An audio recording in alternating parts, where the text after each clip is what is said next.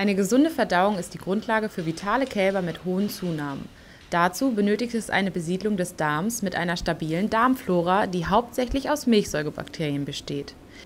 Insbesondere in Stressphasen, wie beispielsweise beim Umstallen, während einer Fütter- oder Tränkeumstellung, beim Absetzen und bei erhöhtem Krankheitsdruck hilft eine stabile Darmflora, das Risiko, Verdauungsstörungen zu reduzieren.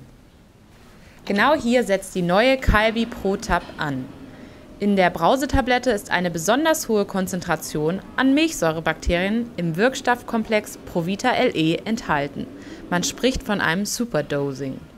Je mehr Milchsäurebakterien die Darmwand besiedeln, desto schwieriger ist es für krankmachende Keime, sich an der Darmwand anzuheften und zu vermehren.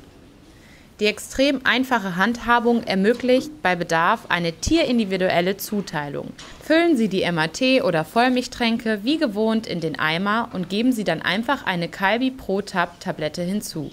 Calbi Pro-Tab löst sich dann leicht sprudelnd in der Milch auf und wird vom Kalb mit der Tränke aufgenommen. Auf Gut Hülsenberg haben umfangreiche Studien gezeigt, dass die einmalige Gabe von Calbi Pro-Tab 6 Tage nach der Verabreichung im Vergleich zur Kontrolle zu einer 1,4-fach höheren Konzentration an Milchsäurebakterien im Kot führt.